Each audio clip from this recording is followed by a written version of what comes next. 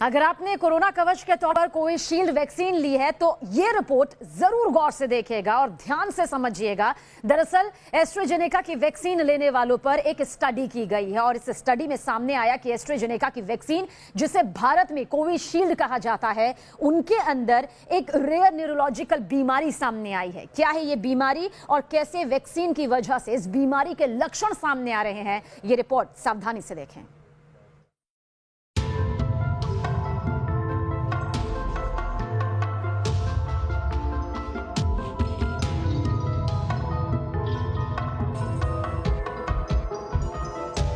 AstraZeneca यानी Covishield इस वक्त दुनिया में एस्ट्राजेनेका की कोरोना वैक्सीन सबसे ज्यादा दी जा रही डोज में शामिल है। भारत में भी कोवैक्सीन और कोविशील्ड की ही सबसे ज्यादा डोज दी जा रही है और एस्ट्राजेनेका की इसी वैक्सीन को लेकर एक स्टडी से बड़ा खुलासा हुआ है। इस स्टडी में पाया गया कोविशील्ड लेने वाले कुछ लोगों को एक न्यूरोलॉजिकल बीमारी हो रही है।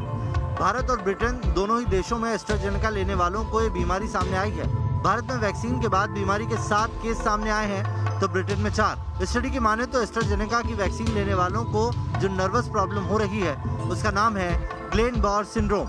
ग्लेन-बार सिंड्रोम में मरीज की नसों पर असर पड़ना शुरू होता है जो आगे चलकर लकवे में तब्दील हो सकता है, यानी मरीज को अपने शरीर के कुछ अंगों के मूवमेंट में मुश्किलों का सामना करना पड़ता है। मेडिकल साइंस के मुताबिक ग्लेन-बार सिंड्रोम में सांस की परेशानी भी हो जाती है, यानी मरीज जो सांस लेता है उसकी मात्रा कम हो जाती है और शरीर में ऑक्सीजन की सप्लाई पूरी करने के लिए तेज सांस लेनी पड़ती है।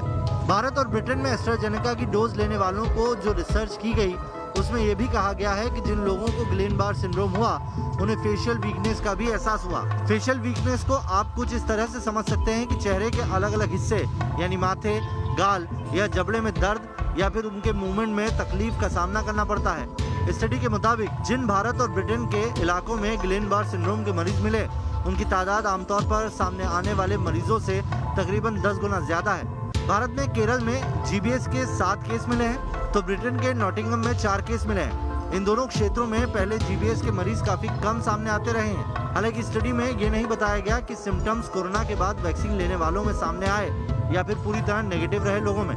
लेकिन मुमकिन है कि अगर स्टडी का दायरा बढ़ाया जाए तो वैक्सीन और ग्लेन-बार सिंड्रोम का कथित कनेक्शन ज्यादा साफ हो जाए। Team news nation.